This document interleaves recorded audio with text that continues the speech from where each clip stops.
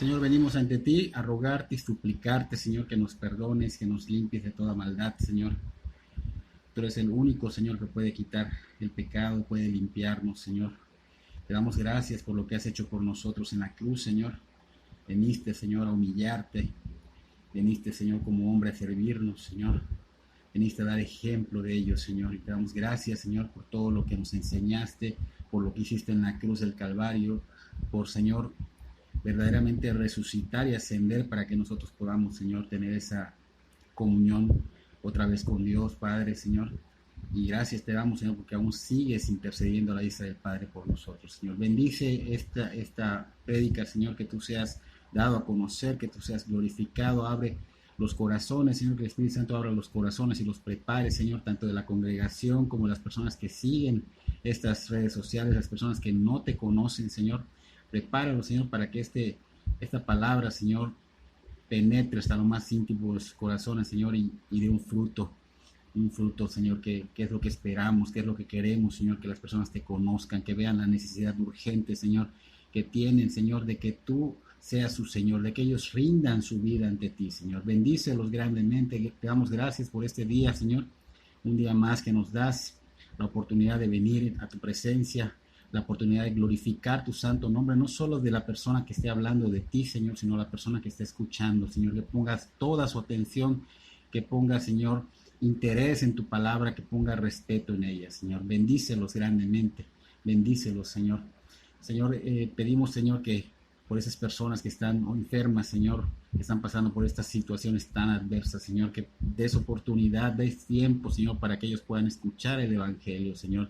Sabemos que tú puedes levantar a todos, Señor, pero lo principal, Señor, es que sabemos que tú vas a levantar a los muertos, Señor, si ellos se rinden ante ti. Ten misericordia, que el Evangelio llegue a ellos, Señor, que ellos recuerden, a lo mejor han escuchado el Evangelio, Señor, que ellos recuerden que tu misericordia, Señor, se les presentó, Señor, y que ellos clamen y rueguen a ti, Señor, y se arrepientan y vuelvan a ti, Señor. Bendícelos, Señor, con ello. Bendice a todo doctor, toda enfermera, toda persona que esté trabajando en los hospitales, Señor, que ellos también conozcan, Señor, porque ellos también son seres humanos que necesitan de ti, Señor. Los ponemos en tus benditas manos y te damos gracias porque tú eres bueno, Señor, y tu misericordia son nuevas cada mañana. En el nombre de Cristo Jesús, amén y amén.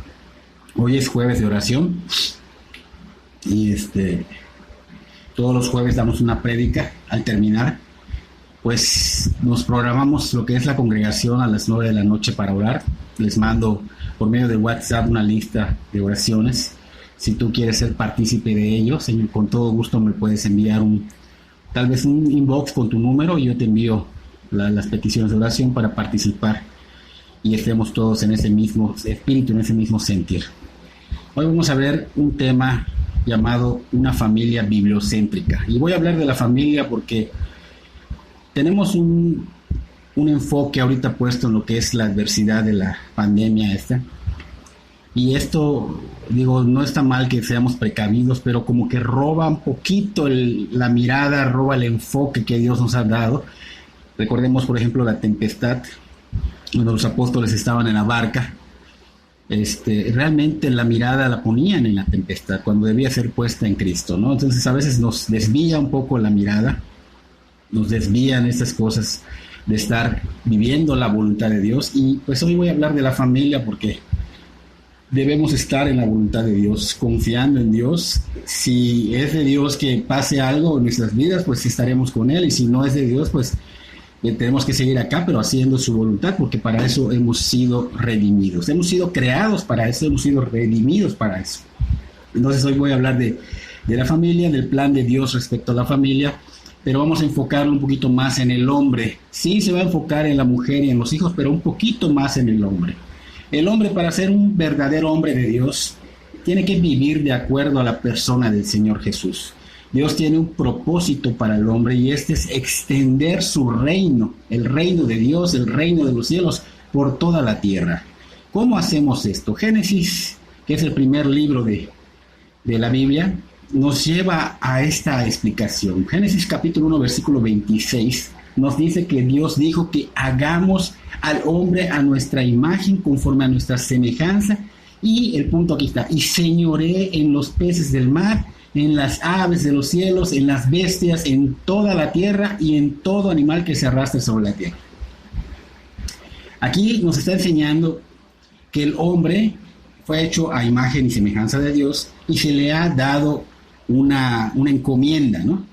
Él se va a enseñorear. O sea, ¿qué es esto? Que él va a gobernar, que él va a reinar en esta tierra. Adán pues caminaba sobre la tierra como un rey, pero siempre bajo la autoridad de Dios.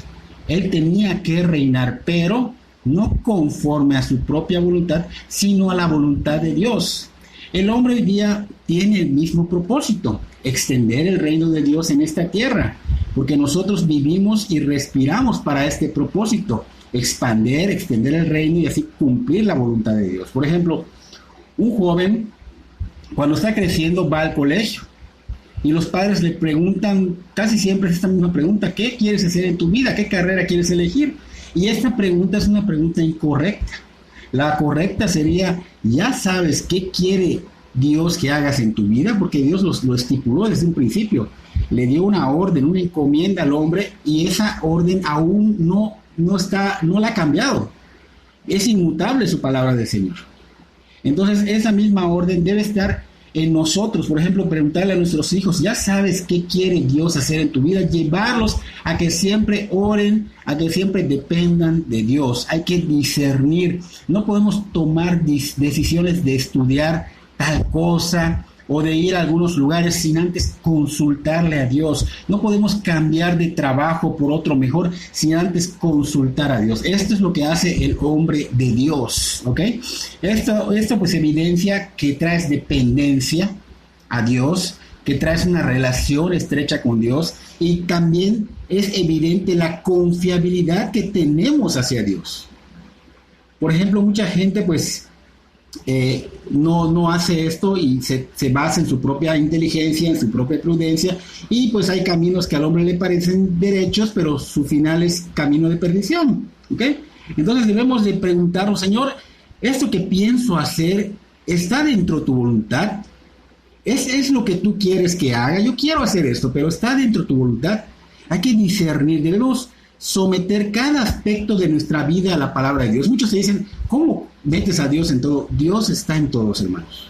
Así se burle quien se burle, aunque digan que exageras, aunque digan que eres un religioso, que eres un fanático, o a veces hasta que estás loco. ¿Por qué? Porque tienes a Cristo en tu vida. Eso no te debe de afectar, eso no te debe de mover. En todo aspecto de tu vida tienes que estar con Dios, tienes que buscar a Dios. Es lo correcto y lo mejor de lo mejor. Ojalá y todos pudiéramos hacer esto. A veces al mismo cristiano se le olvida. Debemos vivir no para hacer lo que nos plazca, sino para cumplir la voluntad de Dios en la tierra. Y la única manera de cumplirla es renovando nuestra mente en la palabra de Dios. Como decía Pablo, renovar nuestro entendimiento, todo a la palabra de Dios, que sea practicada día a día, que nuestro corazón esté totalmente entregado a cumplir, aun cuando contradiga tu voluntad, cumplir la voluntad de Dios. Porque no se trata de cumplir nuestra voluntad, sino la de Dios, no la nuestra propia, la de Dios. Es más amplio lo que Dios nos ha mandado. Nuestros pensamientos son muy de aquí al techo, los del Señor son totalmente infinitos, ilimitados. Entonces no se trata de nuestras vidas, se trata de la vida del Señor, cómo quiere que vivamos. No solo en nuestras vidas, también nos dice que vivamos también en la tierra. O sea, Adán era un gobernador de peces, de aves, de bestias. Entonces nosotros, ¿cómo debemos cumplir la voluntad de Dios? No solo en nuestra propia vida, efectivamente eso es en nuestra propia vida, pero también en la familia, en la iglesia, en el trabajo, en donde estés. ¿Y todo para qué? Para expandir el reino de Dios a través de toda la tierra. ¿Ok?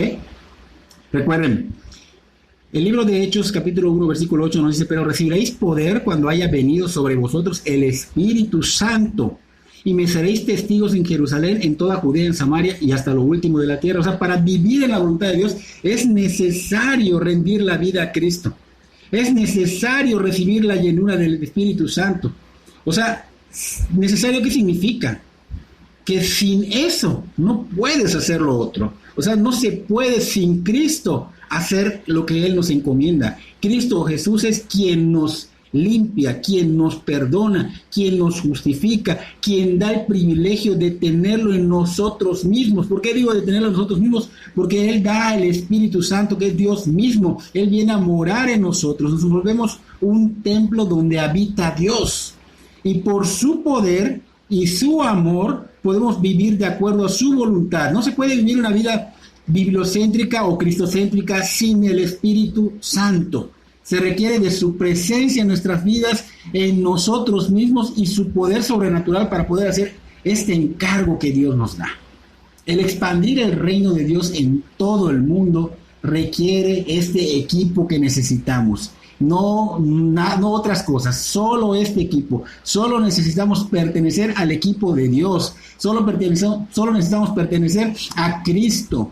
Y el sello, la garantía, lo que muestra que realmente perteneces es el Espíritu Santo. ¿Para qué? Para poder vivir esa vida perfecta de Dios.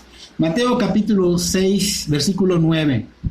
Esto lo recitamos muchas personas. El mundo lo recita, pero tenemos que entenderlo. No solo es una recitación, es un modelo de oración.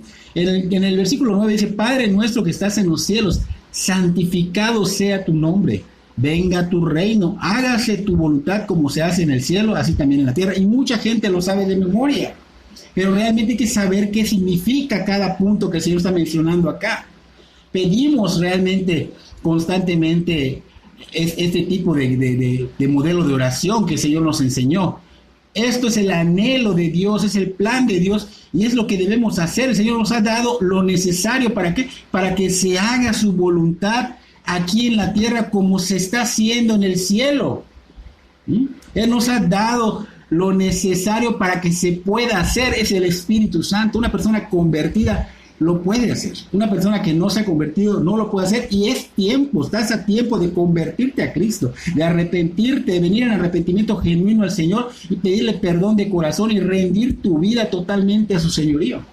Entonces puedes cumplir la voluntad de Dios en tu propia vida.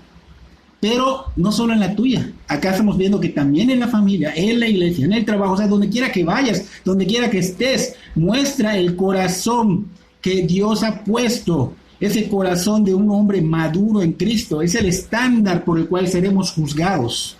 Entonces, el estándar por el cual debemos conformarnos y compararnos no es el de otras personas que viven sin Cristo, porque mucha gente quiere ser como los demás, quiere vivir vidas que llevan los demás, y no es lo que Dios nos ha dado.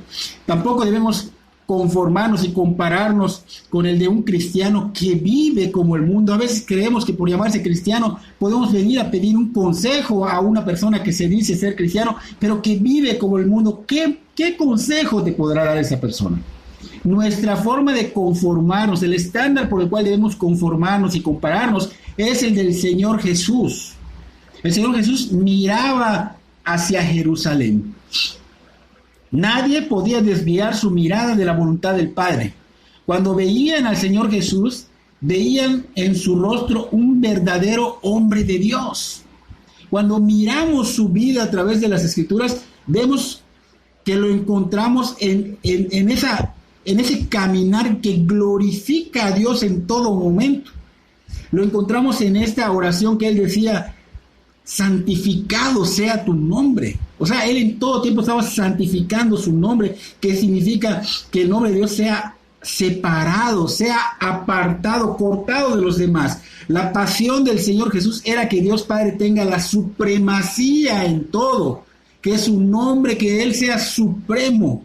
Lo que motivaba al Señor Jesús más que cualquier cosa era este deseo.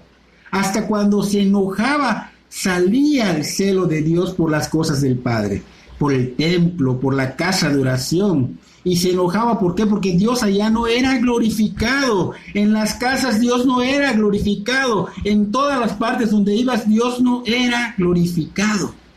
Y el anhelo más grande del Señor Jesús era glorificar al Padre en todo momento.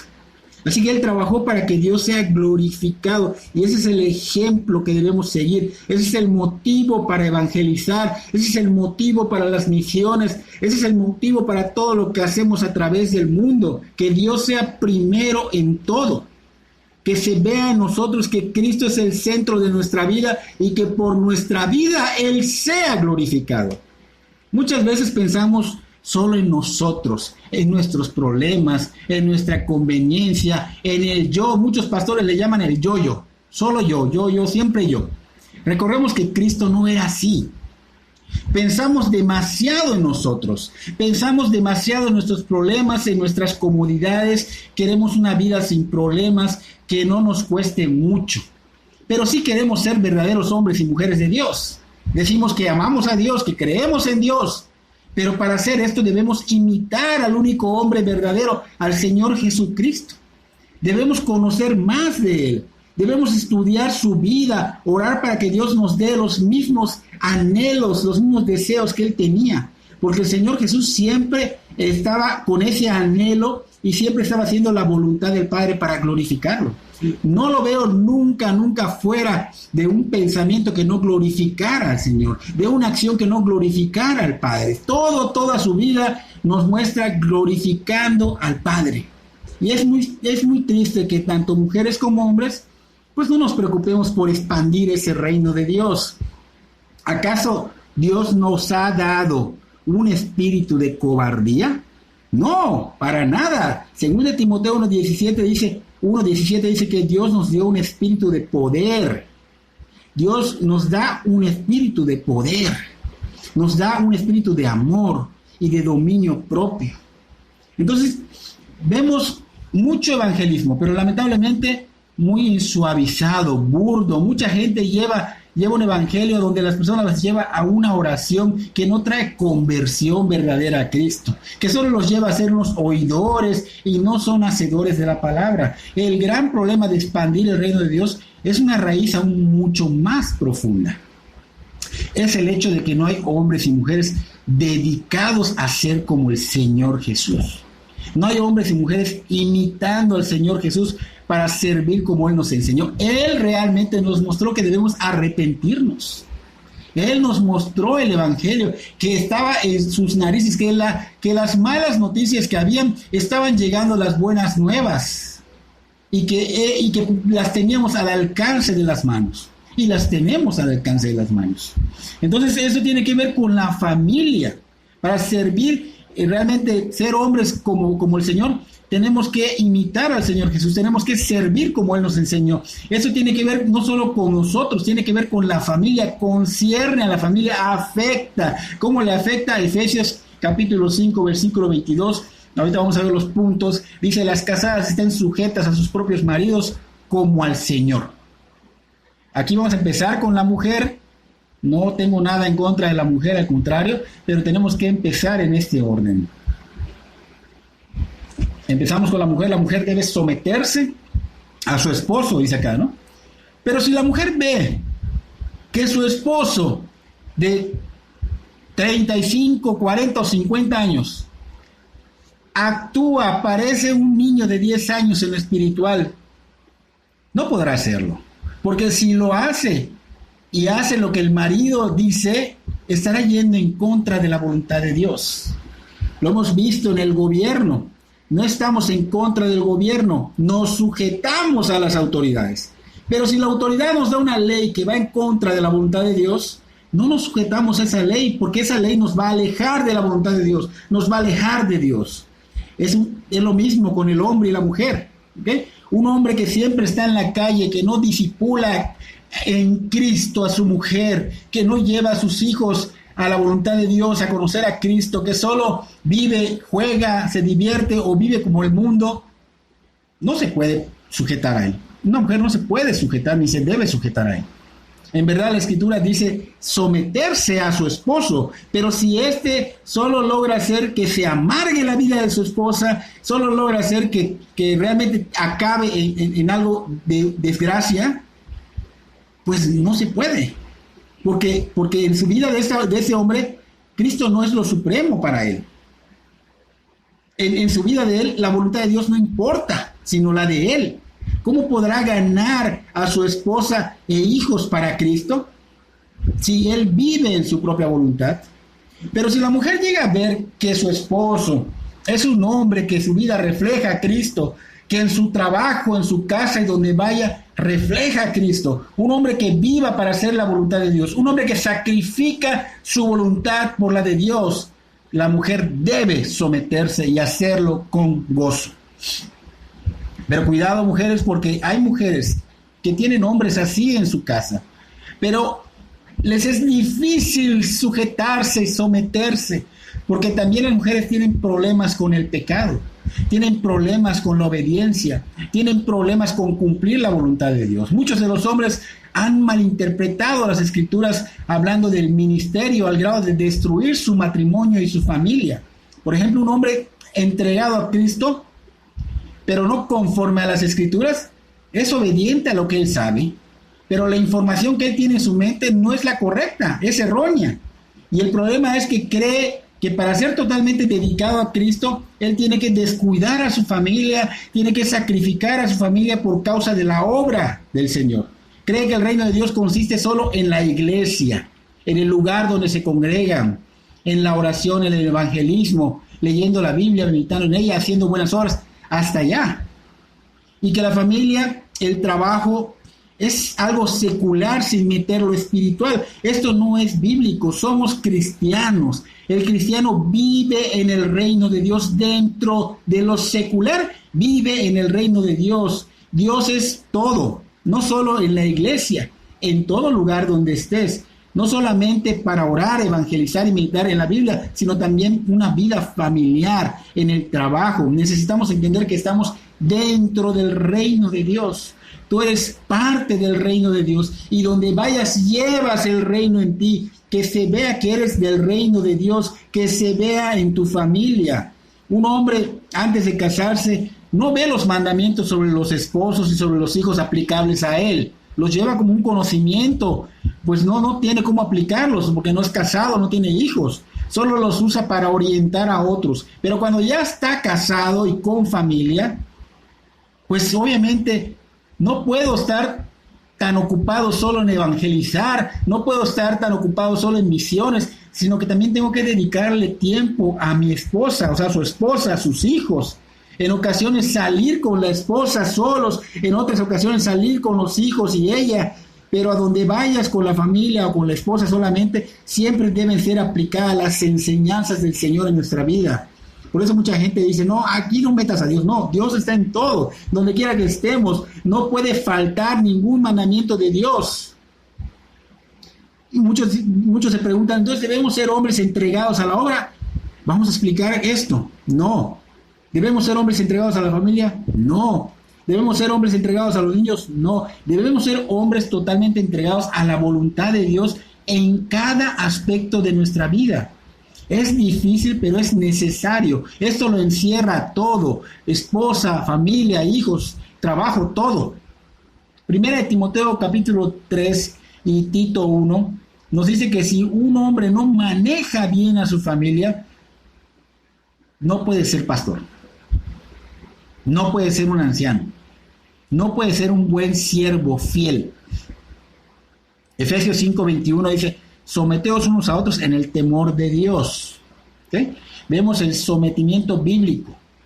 En el día de hoy, la idea sobre el sometimiento es algo que se menosprecia. Piensan que si lo hacen, pues eres un tonto o una tonta o un esclavo, o que la otra persona es mejor que el otro. Entonces, para quitarnos esa idea errónea, tenemos que estudiar algo, y esta es la Trinidad. Vamos a quitarnos esa idea que nos han creado, que es una mentira. Sabemos que la doctrina cristiana dice que el Hijo es igual al Padre, pero que el Hijo se ha sometido al Padre. Ahora, la pregunta, sometiéndose al Padre, ¿llegó a ser menos que el Padre? Claro que no. Si dices que sí, esto es una herejía. Aún en la Trinidad, el Padre manda y el Hijo va. Y en la encarnación vemos que el Hijo se somete a la voluntad del Padre, pero todavía es Dios y no es menos que el Padre, ni que el Espíritu Santo, que es Dios.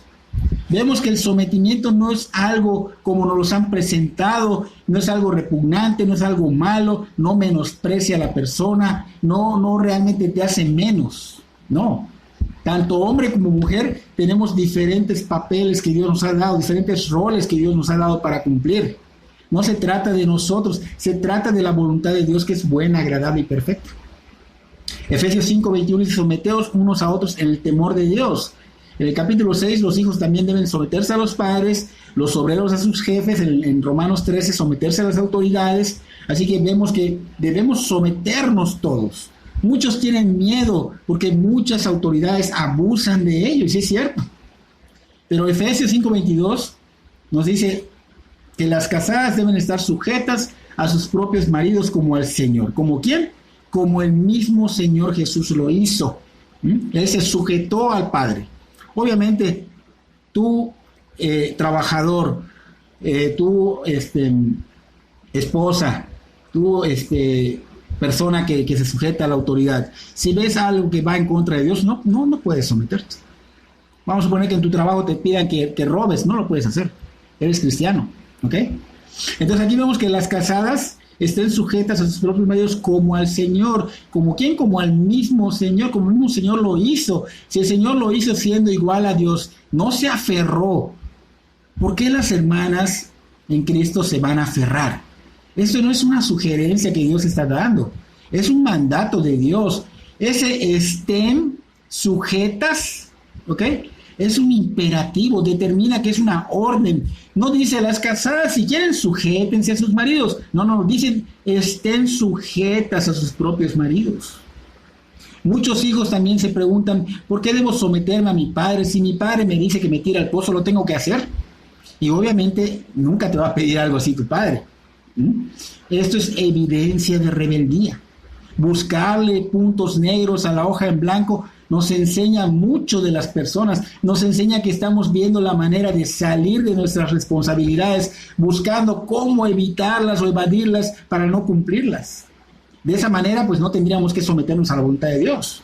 Entonces sabemos que si realmente, si el esposo, por ejemplo, el padre o el esposo, hace daño, pues el hijo o la esposa debe orar a Dios y debe venir a pedir consejo a los pastores. Una persona que es abusada busca consejo divino, busca consejo bíblico. Así que esto no se trata de ti ni se trata de mí, sino de Dios. Con referencia al matrimonio, tanto el esposo como la esposa se deben someter al Señor y por consiguiente someterse entre ellos para que así puedan hacer esa ayuda mutua, esa ayuda idónea para que ese matrimonio y familia caminen dentro de la voluntad de Dios.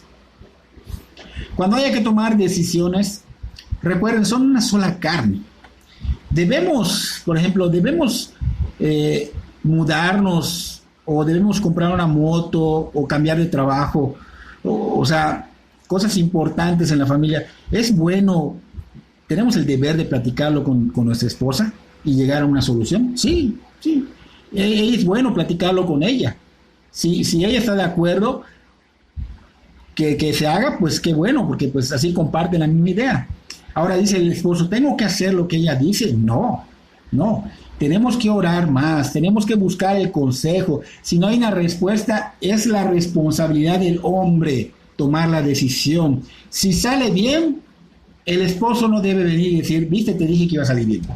Si sale mal, la esposa no debe venir y decirle, viste, te dije que estaba mal. Porque decir, te dije que estaba mal, que no lo hicieras si no me hiciste caso, es una manera de hundir al esposo. Si tú quieres ver muerto a tu esposo, sigue este camino, sigue diciendo, te lo dije, ya viste, te equivocaste, y a veces, ¿cuándo me equivoqué? Hace 10 años. O sea, no se les olvida. Tristemente, muchas mujeres nunca olvidan los errores de sus esposos y con la lengua la mujer puede matar a su esposo. La mujer tiene mucho poder, puede ser un instrumento para matar o puede ser un instrumento para crecer, para que le dé crecimiento al esposo, no por medio de instruirle a él, enseñándole a él, no, por medio de dejar de quejarte todos los días, por medio de ser una mujer que realmente busque hacer la voluntad de Dios, que viva la palabra, no por recordarle sus errores todos los días, sino mostrarle a Cristo en su vida. Es por medio de honrarle y respetarle, ¿okay? Entonces el hombre también debe ganarse el privilegio de tener esa autoridad, porque es una autoridad dada por Dios, pero tiene que realmente seguir al Señor, tiene que ganársela siguiendo la voluntad de Dios. Y esto es día a día, no lo hice hoy, mañana o en un mes lo vuelvo a hacer, no, día a día. El Señor Jesús lavó los pies de los discípulos, vino a servir, y así es el hombre. El hombre debe hacer un sacrificio, debe ser siervo, debe de tomar en serio su responsabilidad. Dice el 23 de Efesios 5, porque el marido es cabeza de la mujer, así como Cristo es cabeza de la iglesia, la cual es su cuerpo y Él es su Salvador. Entonces el esposo debe vivir de tal manera que él sea un instrumento de bendición en la vida de su esposa, para que ella prospere en ese camino que lleva a Cristo, para que ella crezca espiritualmente. La salvación en las Escrituras se encuentra en 3 tiempos. Fuimos salvados, que es la justificación. Ahora estamos siendo salvados, que es la santificación, y algún día seremos salvos, que es la glorificación. En esta parte de la santificación, el esposo es el instrumento en las manos de Dios para la santificación de la esposa. No solo por medio de enseñar la palabra, sino principalmente por medio de vivirla, de ser testimonio, de ser ejemplo. Van a pasar tiempos donde la esposa o el esposo tengan malas actitudes, porque eso va a pasar por la imperfección que el ser humano aún no ha alcanzado hasta la venida de nuestro Señor Jesucristo. Va a pasar. Tal vez llegues a tu casa y tu esposa esté de mal humor, tratándote a lo mejor mal. Pero recuerda que eres ejemplo, que eres instrumento de Dios para ella, para su transformación, para su santificación. Al igual que la esposa, puede ser que el esposo tenga un día de esos malos, y recuerda, esposa, que tú eres esa ayuda idónea para que lo lleves a ser como Cristo, lo ayudes a ser como Cristo, no para reflejar el mal. Entonces, en estas 2 situaciones, el Señor obra para el crecimiento de ambos. Él es el que da la gracia y usa esta oportunidad para que demuestres a tu esposo o a tu esposa de cómo Cristo responde al pecado y cómo tú sigues a Cristo, cómo Cristo responde al pecado en la vida de su pueblo.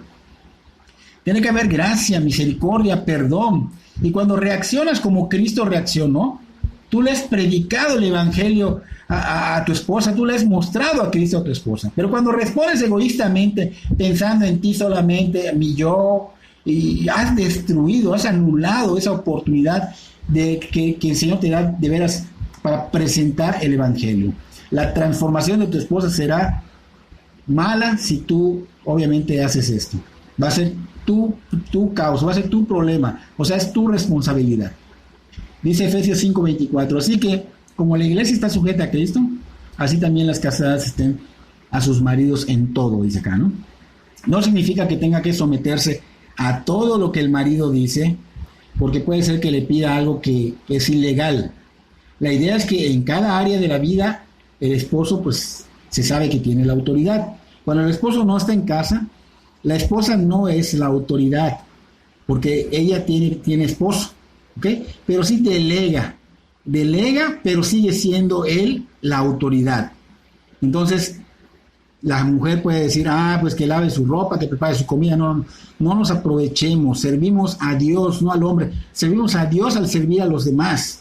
Hay hombres aprovechados, por ejemplo, que oprimen a sus esposas, que oprimen a sus hijos, y pues obviamente esa autoridad solo es aceptable, la autoridad que estamos viendo ahorita bíblica, solo es aceptable cuando el hombre está andando en la palabra, queriendo imitar a Cristo, no cuando se está aprovechando, cuando está oprimiendo, no. En el libro de Santiago dice que los que enseñan serán juzgados, así que si este hombre oprime a su esposa o se aprovecha, o a sus hijos, acá dice que serán juzgados por esa autoridad de una forma más severa, porque esta parte de Santiago no solo es para los pastores, ni para los maestros. Sí es para ellos, pero también es enfocado a los gobernantes, a los esposos. Entonces la autoridad no es algo que quieras buscar, es algo que debe venir debido a tu caminar tras de Cristo. Y esa autoridad no es para aprovecharse, es para bendecir.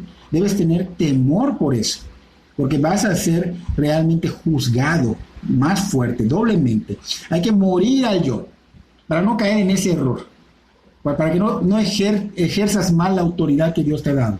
Aún en el trabajo, hemos visto que mucha gente cristiana pues es atacada. Hay personas que atacan. Entonces tenemos que tener cuidado, porque aún allá debemos mostrar el reino de Dios, debemos imitar a Cristo, debemos ver que realmente estamos sujetos al Señor, porque a veces respondemos y no debemos responder, debemos morir a nuestro yo y no responder. El Señor Jesús es nuestro ejemplo supremo. El Señor Jesús nos mostró en muchas ocasiones que Él no respondía a los ataques, a los golpes, a los insultos. De hecho, el Señor Jesús le dijo a Pedro: vas a ser zarandeado, Pedro. Entonces nosotros vamos a ser zarandeados. Pero nuestra respuesta a ese zarandeo no debe ser impropio de un hombre de Dios o de una mujer de Dios. Cristo nos pide que oremos, que no desmayemos, que velemos, para que ante toda situación tengamos la fortaleza en Cristo y no respondamos como un hombre o como una mujer sin Cristo, sino más bien como Cristo. Recuerda que la esposa es hija de Dios, si es convertida a Cristo. Pero si el esposo maltrata a su esposa, pues su Padre Celestial defiende a sus hijas. Ellas son vasos frágiles y hay que tratarlos como tal. El Señor da una orden, un imperativo. No es si quieres hacerlo, no, tienes que hacerlo. Tu esposa también tiene que recordar que debe ser esa ayuda idónea, que haga que su esposo refleje a Cristo. Así que es un ministerio que se debe tomar en serio. Porque muchas personas escuchan esto y se empiezan a mirar las caras. Y de pronto, así como tienen oportunidad, le dicen: viste, te lo dije, tiene que ser así. Por ejemplo, las esposas le dicen: viste, no me tratas como vaso frágil, no te entregas como Cristo entregó todo, o sea, no me das todo tu dinero. No, la palabra dice, vamos a leerlo bien, Efesios 5:25: maridos, amar a vuestras mujeres, así como Cristo amó a la iglesia y se entregó a sí mismo por ella, para darle todo lo que quiera. No, Cristo se entregó a sí mismo para santificarla. Toda decisión que tomas como hombre es para santificación de la esposa, de los hijos, de la familia en sí. Santificación es más que obediencia. Esto es para no caer en el legalismo y destruir el gozo en la familia del hogar. Santificación es un estilo de vida. Tiene que ver con la llenura del Espíritu Santo. Ese fruto de amor, y ese gozo, paz, paciencia, etcétera. Reflejar el fruto del Espíritu Santo. Por eso hay que vaciarnos de toda la basura para que seamos llenos del Espíritu Santo. El hombre es responsable de la actitud de la familia en el hogar. Por ejemplo, la mamá, cuando está en casa con los hijos, pues hay paz, es un lugar donde se siente pues seguros, es un lugar donde ves luz, gozo, amor, disciplina, hasta que el padre a veces regresa. De ese punto, de ese momento en adelante, cambia seriedad, conflictos, reglas, enojos, quejas. No debe ser diferente a cuando no está el padre. Al contrario, debe aumentar lo que es la paz, lo que es el gozo, lo que es el amor y obviamente la disciplina, porque ya llegó el que es ejemplo, el que es cabeza, el que guía, el que los ama como Cristo amó a su iglesia y se entregó por ella. Entonces, a veces, ¿qué pasa? Que vienen los padres, los hombres, con problemas de la calle o del trabajo, o se suscitó algún problema en el camino, no lo sé, y pues muchos vienen y se comportan mal. No, un hombre va a estar siempre en problemas. La vida va a tener aflicciones y el hombre tiene mucha responsabilidad. Y esto es lo que significa ser hombre. En muchas ocasiones hay que dejar esos problemas afuera del hogar. En muchas ocasiones. Y esto no quiere decir que no tengas confianza a tu esposa, sí, pero hay cosas que es mejor que no le cuentes porque afectaría, ¿ok? No porque le quieras guardar cosas a ella para nada. Son una sola carne, pero hay cosas que hay que guardar y de hecho debes antes de entrar a tu casa, orar para que ese poder, esa gracia y el amor y el dominio propio pues obviamente vuelvan a hacer flote en tu vida, porque eso te lo ha dado el Señor. Por ejemplo, un país de cualquier país, hablemos de cualquier país, un país donde su presidente o gobernador, pues obviamente sale constantemente en las noticias, tiene que hablar de las cosas que están pasando, pero hay problemas que se van a suscitar que él no los va a decir a la nación. ¿Por qué? Porque él tiene que sufrir sus propios problemas.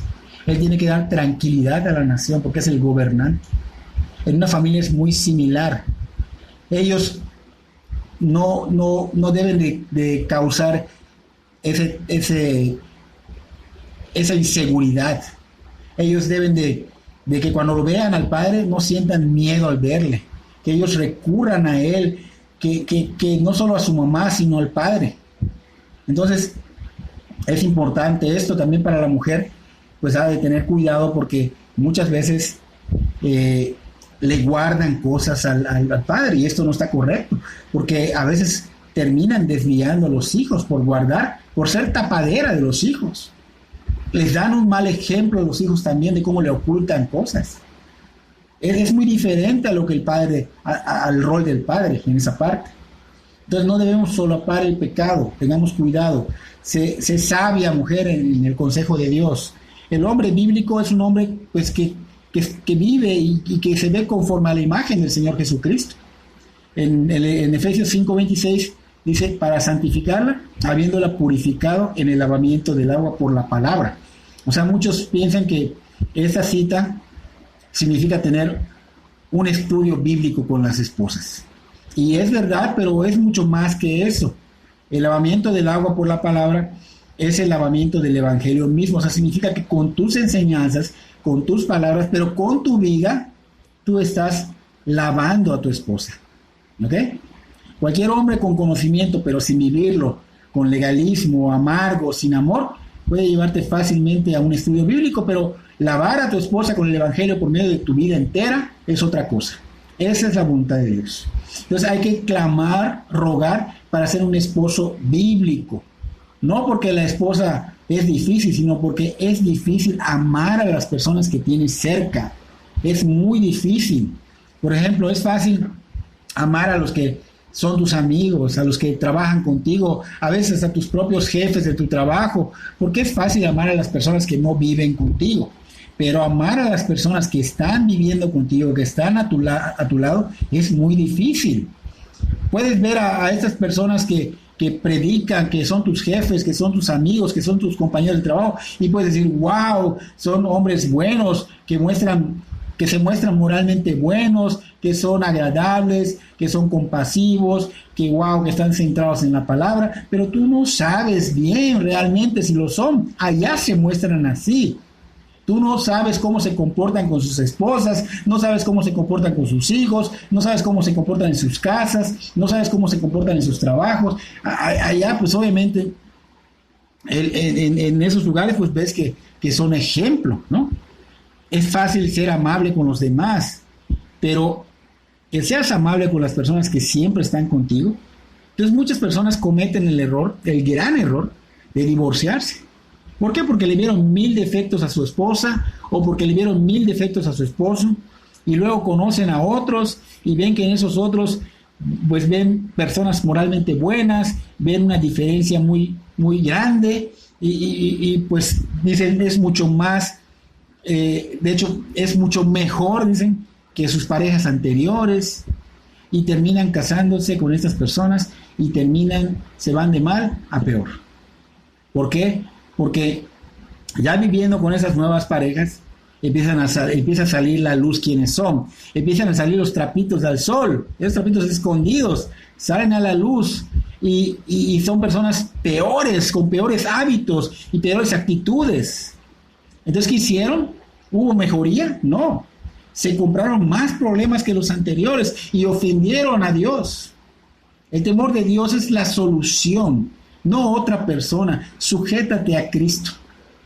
Pero si la persona te va a casi matar, o te va a estar engañando con otra mujer, ahí es donde Cristo ha permitido que realmente te apartes. ¿Ok? Pero si no hay nada de eso, no busques pretextos, porque solo estás buscando cómo liberarte de la persona. ¿Ok? Entonces, aquí es sujétate a Cristo. Cuando vayas, si no has tenido familia y vas a escoger familia, enfócate en que esa persona tenga el temor de Dios. Porque si no teme a Dios, ¿qué respeto va a tener por ti? ¿Qué respeto va a tener por sus hijos? Ninguno. Entonces todo esto es sujétate a Cristo y verás como tu camino Él lo empieza a enderezar. Él lo va a empezar a enderezar. Efesios 5:27. A fin de presentársela a sí mismo una iglesia gloriosa, que no tuviese mancha, ni arruga, ni cosa semejante, sino que fuera santa y sin mancha. Recuerden que Esta cita, obviamente, el Señor habla de la iglesia por la que va a venir, ¿eh? Y todo cristiano debe estar sin mancha, debe estar sin arruga, ¿ok? Acá, bueno, muchos hombres vienen y dicen, ya no amo a mi esposa, hombres y mujeres, ¿eh? Ya no amo a mi esposo, ya no me gusta, ya ya hay mucho problema, ya no quiero nada con ella, ya no quiero nada con él, ¿ok? Y han pasado, ¿qué? 15 años, ya tienen hijos, y pues se le pregunta, ¿cuánto tiempo has invertido en tu esposa? Pues no te dicen, o sea, no, pues sí he estado saliendo, pero no te dicen realmente lo que es. Mis hijos se comportan mal, empiezan a cambiarte el tema, ¿no? Y le preguntas, ¿cuánto tiempo has invertido a tus hijos o en tus hijos? Entonces empiezan a buscar la manera de evitarlo, ¿no? De decirte lo que realmente pasa. Ellos lo único que quieren es librarse, y eso es un error muy grande. Ellos quieren que sus esposas y sus hijos sean diferentes, pero ellos no han invertido tiempo en ellos. Ellos no han dado el ejemplo, ellos no han guiado a su esposa y a sus hijos a Cristo. Cristo dice que se entregó a sí mismo por ella, habiéndola santificado en el lavamiento del agua por la palabra a fin, o sea, el propósito presente. ¿El propósito cuál es? A fin, es presentarla como una iglesia gloriosa. Ese es el fin. Entonces, cuando Cristo nos salva, no somos una iglesia gloriosa. Somos pecadores, enfermos, viles, sucios. No sabemos, cuando Él nos salva por inicio, no sabemos cómo vivir una vida cristiana. Entonces vemos que el Señor nos amó como éramos, malos. Estábamos en contra de Él. Realmente ofendíamos su nombre, y aún así nos amó. Y tú dices, ya no la amo, ya no me gusta, ya no. Dice primera de Juan 4:19, amamos a Cristo porque Él nos amó primero. Entonces es el amor de Dios que nos motiva a amar a Dios. Por lo tanto, tiene que ser que el esposo ame, y ese amor motive a la esposa a amarte. Lo mismo con los hijos. Dios obra en esto, da gracia. Solo que tú tienes que invertir tiempo en la vida de tu esposa, en la vida de tus hijos. Por eso mucha gente no busca un trabajo donde gane más, porque ese trabajo le va a llevar más tiempo, y ese tiempo necesita dedicarlo a su familia. El hombre tiene una gran responsabilidad ante Dios. Él va a dar cuentas ante Dios. Lamentablemente, vemos acá que el mundo es el que está invirtiendo en las esposas, en los hijos. Por ejemplo, en los hijos, ¿cómo invierte el mundo? En las escuelas, en la calle. ¿Qué aprenden de estos lugares? El humanismo secular. En la casa, ¿qué aprenden los hijos? Pues la tele, el internet, las esposas, el Facebook, el Instagram.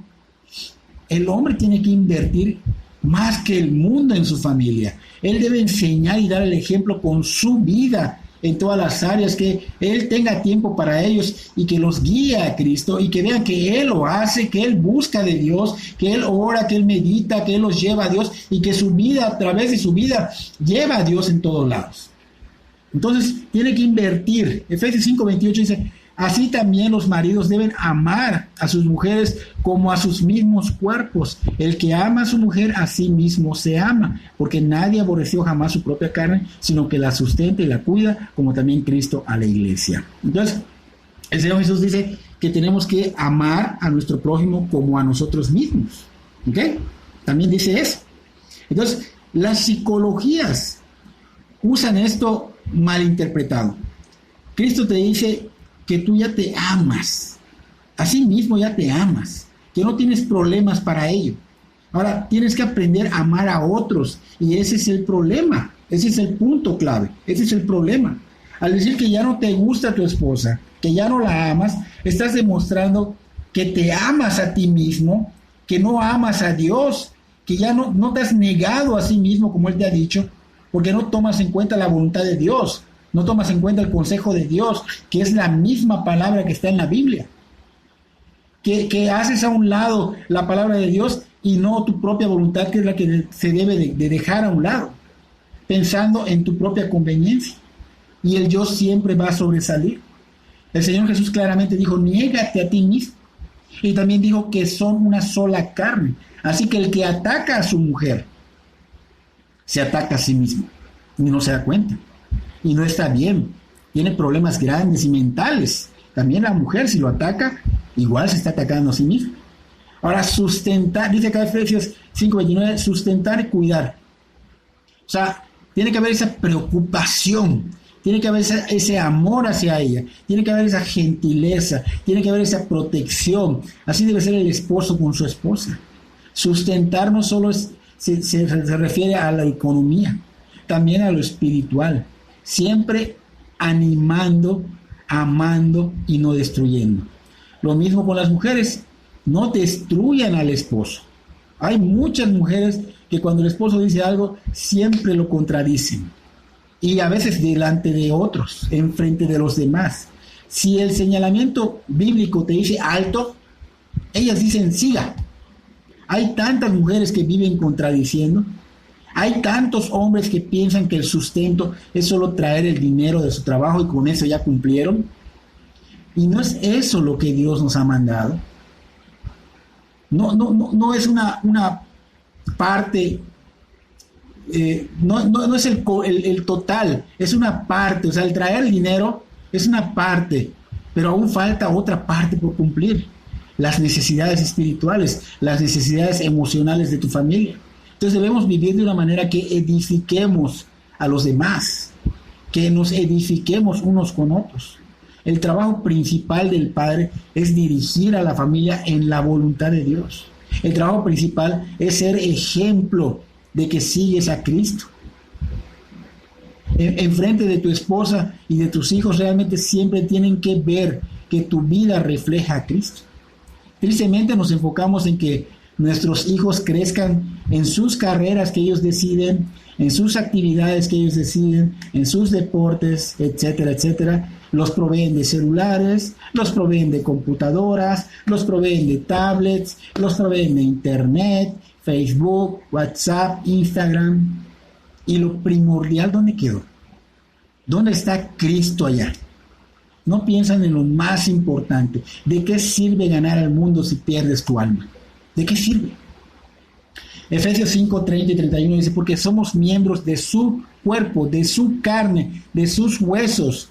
Por esto dejará el hombre a su padre y a su madre y se unirá a su mujer y los dos serán una sola carne. La mujer debe ser realmente la número uno en tu familia. O sea, ya te casaste, ya debes de vivir aparte, en ese nuevo grupo familiar. No tu mamá toma el primer lugar, no tu papá. Recuerden, son una sola carne, porque muchas mujeres causan daño a sus familias. De alguna manera lo toman, empiezan a amar más a sus mamás. Digo, no amar más, sino que realmente el enfoque, el rol que Dios te ha dado, hay un orden: Dios, tu esposo o tu esposa y tus hijos, y después tus padres y todos los demás, ¿no? Entonces hay muchas mujeres que causan daño. Entonces, y hay también hombres que lo hacen igual. Ambos tienen la culpa, pero la mayor culpa ¿de quién es acá? Del hombre. ¿Por qué? Porque el hombre es el que debe de dirigir a su familia, a su esposa, a esto. O sea, ¿cómo lo va a dirigir? Aparte de con la palabra, siendo el ejemplo. Porque tu madre tiene su lugar en tu vida. Respétala, ámala, cuídala. El Señor Jesús lo mostró en la cruz. No dejó a su mamá sola, le dijo a su discípulo amado Juan, ahí tienes a tu hijo. Hijo, ahí tienes a tu madre. O sea, realmente la dejó con alguien, no la dejó sola, se preocupó por ella. Pero Él se entregó por su iglesia. ¿Ok? Entonces tu madre tiene su lugar. O sea, no vas a dejarla de amar, no. Son diferentes maneras de amar, ¿no?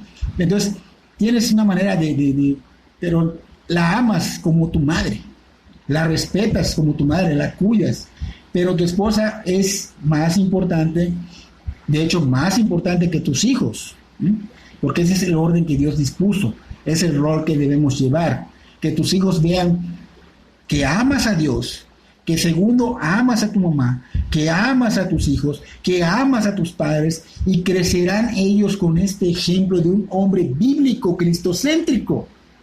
Porque hay un camino correcto por el cual caminar, y este es el que el hombre debe de dirigir a sus hijos, debe de llevarlos a esto. Y ese camino es Cristo Jesús. Entonces, familia, estamos realmente enfocándonos en la tempestad. Pongamos nuestra mirada en lo que Dios ha demandado para nosotros, lo que nos ha encargado, cómo debemos vivir como esa familia bibliocéntrica, o puedes llamarle cristocéntrica. ¿Cómo el hombre, cuál es el rol del hombre? Es muy importante y no degrada a la mujer, no la degrada para nada, pero hay un rol allá y hay una responsabilidad muy grande. Espero que esta prédica verdaderamente pues te haga realmente cambiar tu manera de vivir, te haga venir a los pies de Cristo, te haga reaccionar, porque somos como una flor que estamos hoy y mañana no estamos. Cuando pases viene un viento muy fuerte, o a lo mejor alguien la cortó y ya no estás. Y Dios te va a pedir cuentas.